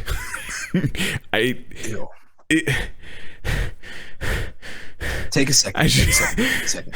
All right, let me tell you, I watched this movie 3 times, and even in our conversation, I still am missing shit. So.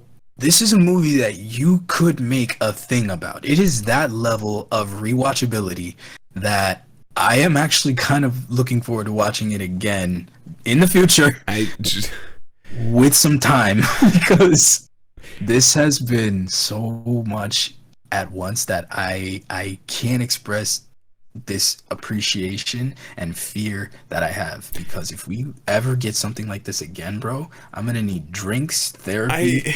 That's the kicker, right? Like, I was not mentally prepared for this fucking movie. Like, I expected this to be a weird toku rip kind of thing, like a satirical parody, whatever. And like I said, it is. I just it turned into it so hard I wasn't sure if they were real or not. So it was real. This happened to us, bro. This fucking happened. Like, I can't express, like, I was trying to tell you, like, as I was watching this, I fought every instinct to message you, because I knew I wanted to get your raw take. There's no second for this movie. I can't tell you. I haven't seen a movie like this. This is literally 2 movies, by the way. Like I also, again, can't stress that this is 2 solid movies. Like you said, the first half sums up the show. The second half is its whole fucking thing. I enjoyed the first half infinitely more than the second half because of that weird energy throughout the second half. Just saying, hanging from the cyborg daughter nipples for like 20 minutes. It turned really hard into the fan service that it got uncomfortable because very uncomfortable. There was no reason for it other than it being fan service. But whatever, that's just I don't want to whatever that. I shouldn't whatever that. You should not because whatever that. It's not like because this wasn't made in the 70s. This wasn't. This was made in 2011, by the way. Like that kind of shit should have already been dead and gone. But it's Japan, so still the fact that I still enjoyed it, knowing full well that a lot of this shit is in poor taste. Yes, but that's the idea. Yeah. It's not cinema. You're not getting an Oscar for this shit. Just have a good time with it. Yeah. And in that regard, I did. If nothing else, I had an emotional reaction and a decent time with this movie. And like I said, this is a prime example of what I'm going to call Neo-Showa. I'm coining that now. This is Neo-Showa. I'm going to coin that for everyone. This is, like I was saying, it's a Showa era with modern tech. Kind of like how we have, the analogy I gave before was the Super Nintendo graphics kind of thing with modern tech. They're not limited by the systems anymore. We're not limited by these easy costumes, shitty effects, that kind of stuff. Like, we have solid things. It's just, there was too much power given to this movie. There was way too much power. But this is a prime example of the Neo-Showa that I'm talking about when it comes to this kind of stuff. I mean, I know that they had to do a lot in terms of recapping and retelling and summarizing everything to at least get us. I mean, I don't think we needed to know any more or less, honestly. I don't think it would have mattered. Exactly. Anything else would have been fluff at that point. It really was. This movie was a lot of fluff. It was a lot of fluff. It did not need. They could have cut half hour out of this movie, and I think it would have been a solid time run. Ultimately, I will watch it again in time with some drinks. I'm still surprised you hit 3 on this one. So because that's the level it took for me to comprehend this shit, dude. Like, literally seeing, if not for the vague MacGuffin tie-in, most of these scenes have nothing to do with each other. So, like, it's really just the fact that I was trying to make sense of it. Yeah. That it took me that many times. It's just, please, everyone go watch Zaborgar. It was on Netflix for a while. It's not anymore, but you can find it on YouTube if you want to watch it. It's, oh boy, it is fucking something. That's for sure. It's a thing that happened. Yeah. So Angus Beef, just catch it on the chat here because that's pretty much Zaborgar. Do you have any other thoughts on this movie? Anything to close it out? Yeah, check it out. Support the official release. Obviously, add it to your Toku collection if that's your thing. But definitely at least watch it, guys, because this is not something that you have to watch it to know what we're coming from here. Yeah, we can't explain the level of ridiculousness that this fucking movie is. You need to watch it to experience it. Like, I'll give it to you like this, and this is my final pitch for the movie. Ready?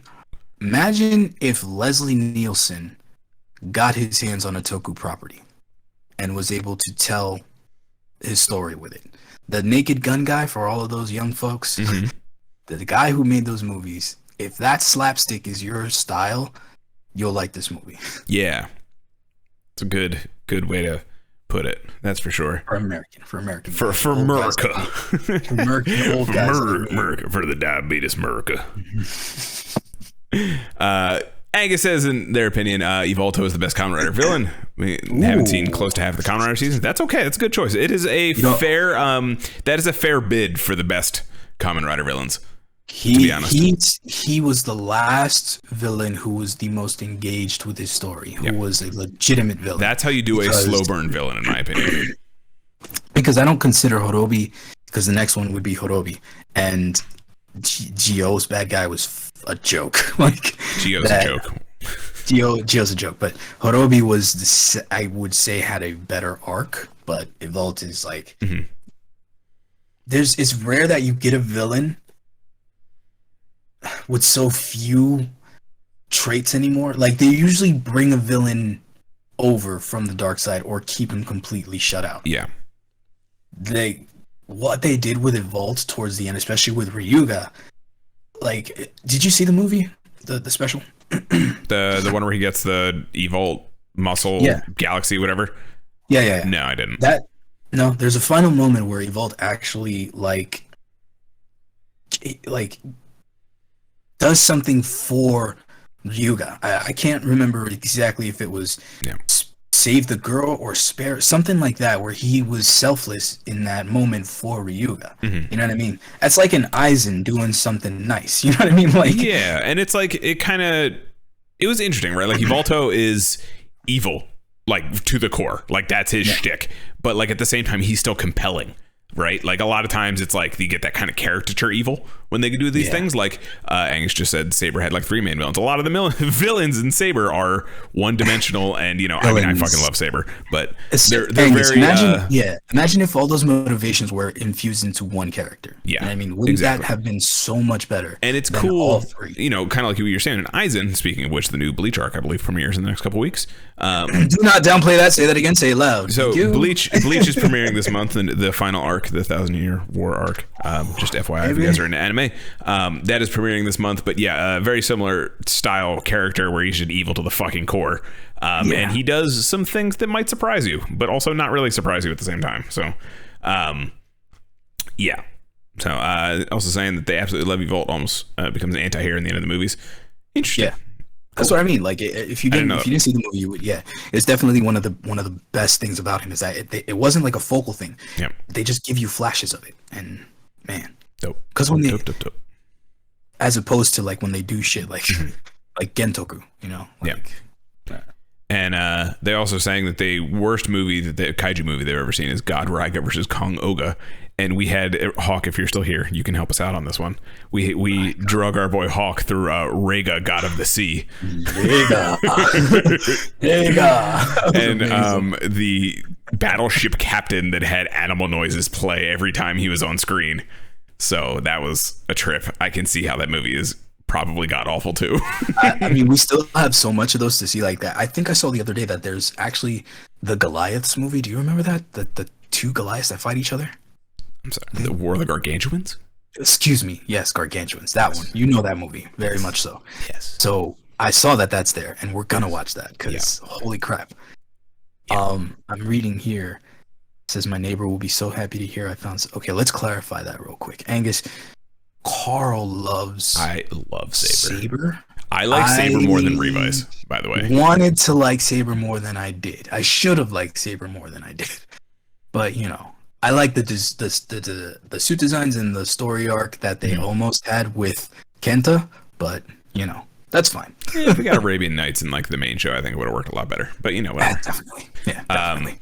And Ken dropping 2,000 more points to Carl Plays a Spook. So can't forget that, folks. If you guys want, just for the folks that may not have been here at the beginning, we're doing on the Twitch channel, you can dump channel points into me playing a spooky game, and I do not do spooky games, so you guys will see me get tortured, and I will do that for you because I love you. So that's that. If you want to do that, you can dump your channel points into that. Yes, that's your hello. Hi, Ken. Oh my goodness. So again, for other people who may not hear, let me just recap kind of our hero spotlight we did at the beginning of the episode. Yes. So we are doing a new thing called the Hero Spotlight. We will design a Kaiju K20. Just let me get through this. K20 redeeming points to design a Kaiju. So we are going to do that to close out the episode. Boy. Okay. Get your pad ready, Rob. Get ready. Yep. So we're going to design a Kaiju. You guys can also do that for your points. Design a Kaiju, Sentai, or Rider. But the Hero Spotlight, the idea behind it is that we pick some people in the community to highlight every episode, just to kind of shout it out, spread the love in the community, see if you guys can go support them. The first one we talked about is Voca Panda. I'll pull up their Twitter page. They do all kinds of covers for tokusatsu songs and things like that. You can go to their YouTube, youtube.com/VocaPanda. They did a couple Kamen Rider ones. Most recently, they did the Geats intro. So you guys can go check that out. And they are also at VocaPanda on Twitter. Again, covers, Tokusatsu. They're fantastic. They're dope guys. Yeah. Go check out Anybody Voco Panda. And speaking of K20, our other hero of the week, our hero spotlight, is K20 Custom, friend of the podcast and official sponsor now. K20 Custom has decided to sponsor Tokudon because they are amazing and we love them and they're a huge fan of the show and we are a fan of them. So you should go to K20 Custom on Etsy. You can also follow them at K20 Custom on Twitter and twitch.tv/K20 Custom, where they make the patches. They make all kinds of tokusatsu patches, and some of them even glow in the dark, as you can see here with the Mega Ranger. So the best part about that is because they are a sponsor, you can use the code BLADEGANG and get 10% off of your order. And remember, guys, if you wear black like I do all the time, the best thing to do would be to decorate that with some stuff that not a people like to see. I can't tell you how many comments I get with just when I expose my Supernatural tattoo that random people are like, "You love Supernatural? I love Supernatural. Do you know how bad I want that to happen with Kamen Rider?" Like, I can't wear my belt socially acceptably yet. I'm working on it. But once I'm, Emperor of the World, I'm gonna make that a thing. Yeah. But for now, I can see these patches like all over my shit from now on. Like, that's just what's gonna be. Yeah. So go check out K20 Custom. I put the link in the chat. If you are watching live, I will have it in the description. If you're watching the future times, I'll have it down below. You can 10% off with code BLADEGANG in all caps because I spread this shit like crabs that the Vice stamp is based on. So that's what we do around here. Also, it's just amazing artwork for a toku artist in the community, so you should go support them anyway, whether you use the code or not. But also check them out on Twitch, check them out everywhere. So please go support them, seriously. Sponsorship aside, just go support your local artists, and especially ones in the toku community, because that's what we're here to do, and that's the point of the Hero Spotlight. We're going to do stuff like that. It's going to be creators. It's going to be artists. It's going to be just cosplayers, all kinds of stuff like that. Just picking people out that we find in the community. Yeah. Yep.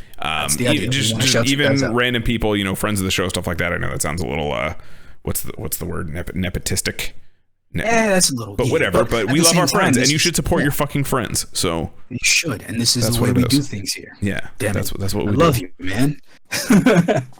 K20 is working on the Wave 3 patches right now, actually. So if you guys want to see patches on twitch.tv/KaijuCarl, or Jesus, I did it again. It's the K. It's the K. It fucks me up.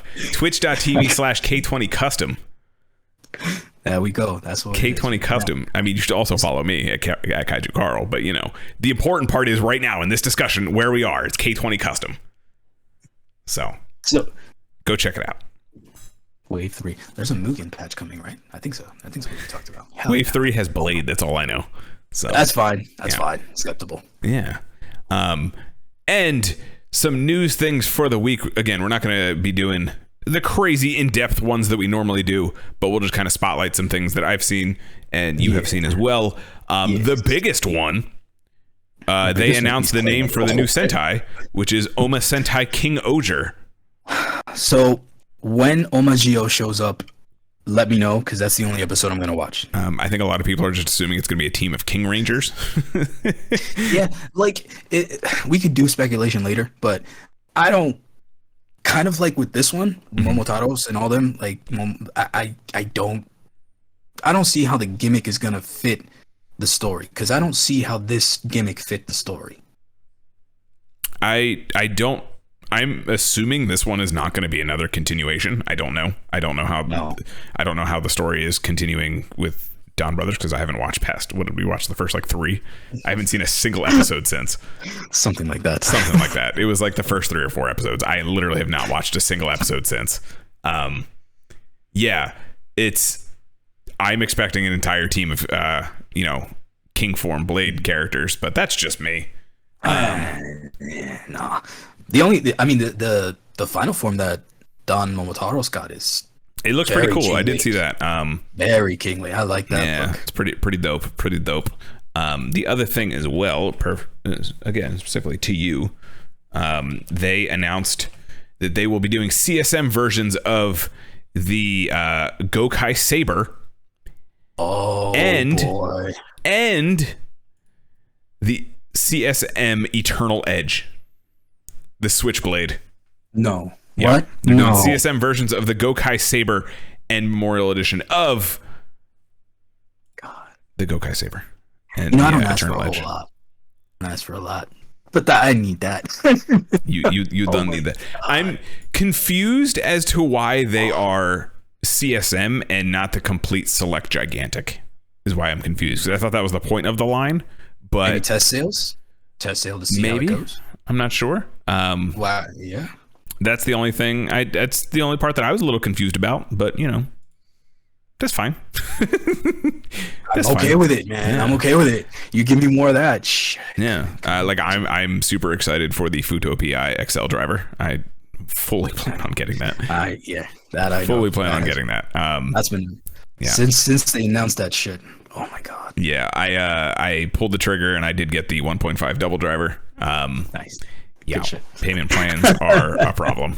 So That's fine. It's a lifestyle. it's you know fine. what I mean? Yeah. And speaking of Futo PI, if anyone cares, they're doing a stage adaptation. It's going to be a sequel to Futo PI, which is a sequel to Kamen Rider Double. So you guys can check that out too. That's crazy. That's crazy to think about. Sequel and a sequel and a sequel. So sequel. So it's I mean, timeline wise, it doesn't make any sense yet, but I'm sure it's going to be either after or before. Yeah. Whatever we I have don't now know. for PI. I wouldn't be surprised if at some point they just do like Akihiko and Terui's like daughter at some point, just like as an adult carrying on the agency. Please. That'd Okay be with pretty that. dope. A female Axel, bro. A female Axel, That'd be bro. pretty cool. God, who's just like Yeah. pig-headed like Terui was, but can like probably chases people around with a giant slipper. Yeah, You know that's her what I mean? final attack. Rider It's like the weight of the Excel engine sword, but it's like just a slipper, just a huge fucking slipper. That's all it is. It's all it is. I So, love it. Those were really the only things. We should also talk about Okay. Cosmic Fury. That is the big one. Yeah. Okay. So Yeah. the new season that's gonna follow still continues the same cast, right? The same cast. Same is cast. getting Yep. New forms, new power ups. They're doing the whole Super Mega Force thing, right? Well, this would now be the I guess it'd be Super Dino Fury is Cosmic Fury kind of thing. Right. Yeah. So they had their Hasbro PulseCon, whatever the hell they call it. They announced the new wave of Lightning Collection, if anyone's into that kind of stuff. They also announced the worst, I'm going to say it, the worst fucking toy-only crossover ever, which is a Ken Masters and a Cammy Ranger forms. And they look What? awful. What? Yes. I gotta I'm see gonna this. I'm gonna put the link in the Discord. Okay. Oh my What? goodness. Just so you can check it out. Oh my god, are you serious? Yeah, dude? they look bad. That just sounds bad. It just sounds. Well, I mean, awful. they did Ryu and Chun, and like those were cool. Those were pretty cool. But these just look rough. Yeah, That doesn't work. I don't like it. I don't like it at all. That doesn't work. Stinging What helmet crane. is that? The pterodactyl? Yeah, it looks like the pterodactyl. Yeah. Which, by the way, her name is like her nickname is what the fuck is it? It has something to do with a bee. Like, why didn't they just do a bee? Because I have no. This doesn't even look. These don't even look good. No, Like, they don't. How did this get past testing? How did this get past development? This is like. Wow, I'm like offended for you, and you're like a huge fan. Yeah, like I love these Street Fighter Rangers. I think they're so sick. And yeah, no, Killer Bee. That's what it is. Jesus Christ. Killer Bee. And they lost an opportunity to do like a cool like Power Rangers, a little bit of like Masked Rider tie-in kind of thing. Would have been pretty sick. Nope, don't get that. And Ken is the Soaring Falcon. Dude, I can't. Why isn't he an eagle? Why is he a? Why does he have a goatee is on his he- helmet? Why are his biceps Chris Redfield's? Like, why are we doing this? Well, I mean, biceps out, like Sunday Fun Day, biceps out. You know what I'm saying? Let's go. But no, bro. my thing is Look like at he's got that. this King Tyranno thing going on, which is cool. I don't care about that. That looks dope. But like, why is he a falcon of all things? And then like, why does he have a goatee on his helmet? Yeah. No, I'm good. I Oh wish my this didn't God. happen. Yeah, I'm sorry. I'm that this upset. happened. I really loved the Ryu and Chun, especially because they were in Battle for the Grid. But I really love Ryu and Chun Ranger. Like, I think that's a cool fucking concept. And then they looked fart good. out these half-ass things. Literally. Yeah, they also announced the Astro Megazord, if anyone's interested, in their Lightning Collection Zord line. Oh, that's what that is. I was like, what is that thing? That is, oof. Oh, wow. They announced a whole bunch of other stuff other than the Gokai Saber and the Eternal Edge. They also announced the CSM Lost Drivers coming back out. So there you go. CSM Black Sun Belt, which we kind of knew about. Ultra Proplica Beta Capsule. The original CSM Black Belt. And the Gao Bracelet from Gao Gaigar, which is not really Toku, but it's super robots, and that's cool. So getting back to Cosmic Fury, they did tell us that, yes, it is a sequel. Yes, it is the same cast. And the only thing they will really be using from Q Ranger is the Zords. They will be having original suits. What? Yes, they are not using the Q Ranger suits. No. Yes. No. And wow. It is only 10 episodes. What? Yeah. That's so like... I think we may get something like an Alien Ranger in here. Alien Ranger was a very short season compared to the rest of them as well, because it kind of like got shoehorned in there when Mighty Morphin was on. I think we're doing something like that. I feel better than not using those suits if it's only going to be 10 episodes. They might do something where like the season after uses the actual suits and they do something else. I forget. Give those suits the love they deserve. Tokuger, I think they ended up just using the like enemy suits. Really? Yeah, they didn't really do anything with the fucking that wouldn't either. The Boner Megazord. Yeah, they didn't do anything with that. Russia Sentai was a weird era for us. That was did not like Tokuger at all. That's what killed Sentai for me for a while. I mean, I still don't watch Sentai, but that's what killed Sentai for me pretty much. Yep. So that was Gaim. Yeah, it was on the Gaim era. Yeah. Yep. Oh God. So that is a thing. So look forward to that. That's coming out next year apparently. Yeah, it's gonna be 10 episodes. It's gonna be on Netflix, and it's called Cosmic Fury. Zaito, I guess, shows up. The last half of Dino Fury showed up on Netflix as well. You guys can go watch that. Apparently Zaito gets a new costume at the end that kind of like hints at Cosmic Fury. So we'll see. We shall see. Space dinos are cool. So that's neat. Space dinos would be dope. Space dinos are pretty cool. Armored dinos. I think that's what they were going with this time. They're more like armored dinosaurs. Yeah, I don't know. Whatever. Dino Knights. Yeah. It's Ryu Soldier. It's Dino Knights. But either way, that is pretty much that. Did you have anything else you spotted over the week? I saw this one that's kind of a touch between you and I here. It's a Kaiju Christmas, a children's book that's being started on Kickstarter. It's inspired by The Nightmare Before Christmas. So it's a Kickstarter has been announced for an upcoming Kaiju-themed children's book, A Kaiju Christmas. It's inspired by The Nightmare Before Christmas, written by Samuel Hain. The illustrations by John Schrod. Forgive me if I mispronounced that. The story sees a group of children who have to save Christmas from a giant snowman. Hain has also mentioned that there's a trilogy in mind for this project. So this is a Kickstarter that's being started on the 6th. They're looking for about 5,000 for 200 printed copies. Okay. And the delivery date could be expected by the 15th. I have the link here. I'll figure out a way to get that off of there. But yeah, this is something that I saw. I was like, well, okay. A Kaiju Christmas. Kaiju so that's Christmas. Definitely something. We should look into that. Little early for that, but you know. Yeah. It's fine. No, that sounds pretty cool though. So yeah. You know, every day is Kaiju Christmas for me, so that's whatever. That's how it is here, man. I'm not the fact that it's like a Nightmare Before theme. Like you see one illustration here, it just looks like a giant snowman fighting a giant mecha Santa. So I'm all about this. Yeah, so that's pretty much all we had. Like I said, we did our hero spotlight. We're gonna keep doing that every week, and we also we took a look at Karate Robo Zaborgar today, and holy fucking shit, we survived it today for you guys. Yeah. And you know, hero spotlight, Vocal Panda, K20 Custom. Make sure you guys go check them out.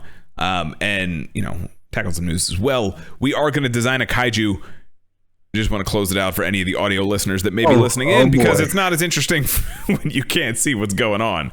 So no, but they can hear the struggle. They can hear that. It's true. Like, they can hear the struggle. So we're gonna design a kaiju. Here we go. We need some adjectives, friends. We need 5 adjectives. Okay, let's see. In the chat. Oh my lord, design. This is my favorite part. You know that, right? I love doing this. I love watching you draw these. My skills are bar none the best. I'm telling you. The counselor wishes he could draw like I could. It's just I would have taught classes to him. What are we thinking here? We make a lot of claw things. There's a lot of claws. There's a lot of claws in my shit. Okay. That's like my trademark. Let's think of okay, so I'm gonna say armadillo. Okay, all right, so at least something on all 4s. Okay, that's different. I dig that. We're gonna start with that. Right. So we're thinking an armadillo, an armadillo type of model. So we need an adjective for the armadillo. We need a fusion here. We need to fuse the armadillo with stuff. Let's make it a. I'm going to throw in something from today's project. Miss Borg is one of the things that have to be incorporated in here. Oh God, the armadillo is not going in an armor bikini, is it? Yeah. The armadillo is going in an armor bikini. The armadillo is going in an armor bikini. But we are not having its dad and brother hang off its iron nipples for 20 minutes. That's for sure. No. It would obviously be off the cod piece. Naturally. Obviously. Actually, you know what? Let's have armadillo dad and brother hanging off the nipples. Please draw that. It can be standing on its hind legs, that kind of thing. Yeah, that's what it's doing. Oh my God. So we have a giant mechanized cyborg armadillo in an armorkini. In an armorkini. In an armor. Coining that too. We got Neo Showa and armorkini. I feel like the more I design these, like the more I'm gonna get qualified to design like Dark Souls bosses, because these shits are like so horrendous. They are. That they are nightmare creatures. Yeah. And maybe I should submit them to the next Bloodborne game, because I hear they're remaking that shit. Well, they've been remaking it for 20 years now, so But this, I mean, to think of it though, like imagine if they actually took my designs, because they take all my other fucking ideas, like what Keats and all that shit. So why the hell not? Maybe one day Matt Frank will call you and just be like, "Hey man, can I use that Kaiju design? Can I use that Sentai design? Can I use that?"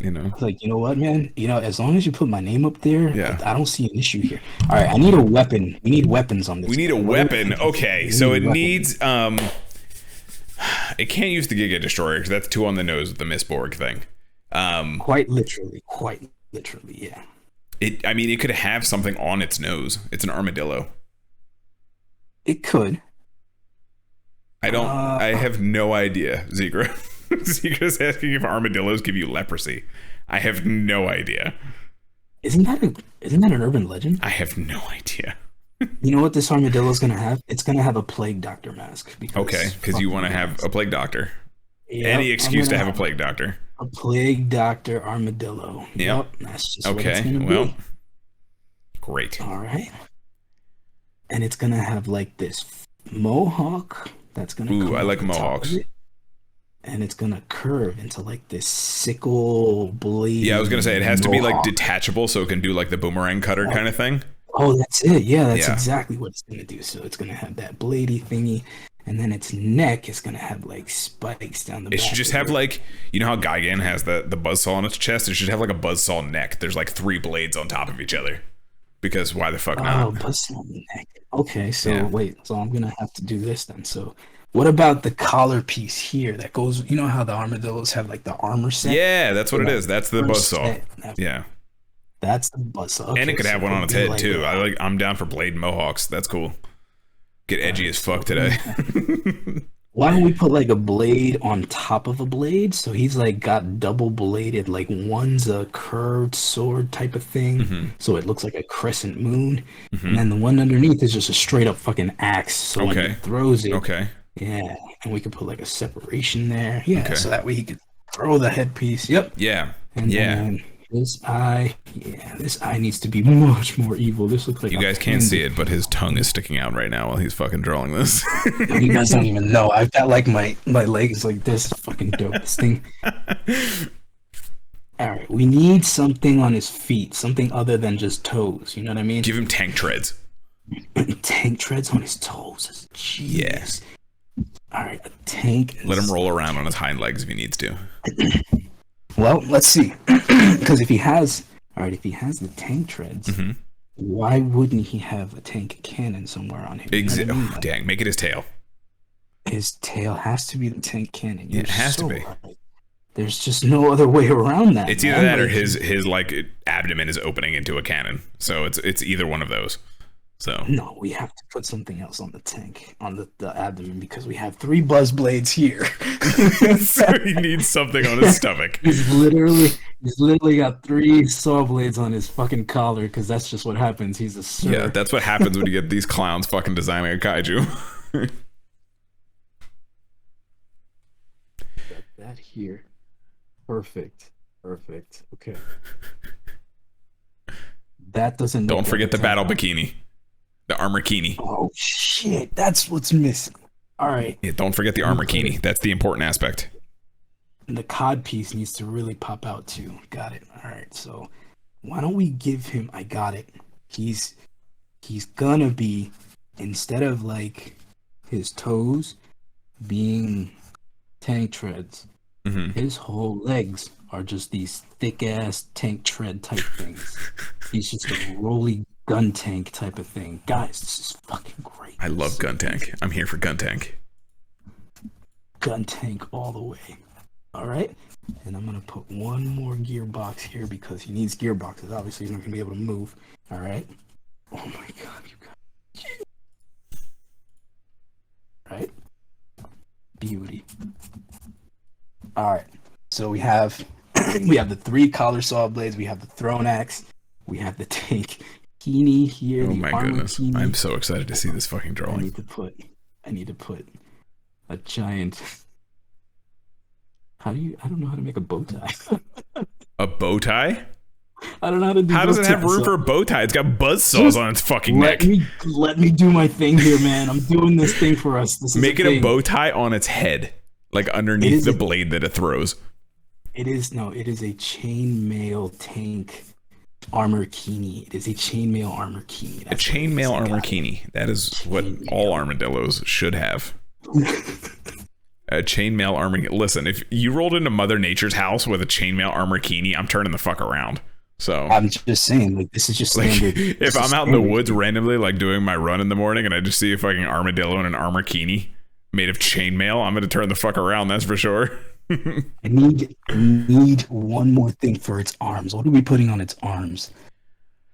Oh, we have so much shit going on here that we didn't put arms on this fucker. Let me see. I mean, you can't go wrong with like pile bunkers. A pile bunker for an arm? Yeah, why not? Why the fuck not? Give them those like big O arms. How do you? Nope. I know what to do. All right. Nope. Nope. Not doing that. I know what I'm doing. We're going full fucking. We're going Gigan here, bro. I'm putting giant fucking blades on this fucking arm. Blade City. Bladedillo. Gigan. It's a Bladedillo. Hell yeah! Look at this. I'm so excited for this. This is the best one I've ever done. I'm telling you, bar none. I don't know. Kamen Rider Nurse Carl is pretty high on that list of the greatest Tokudon moments.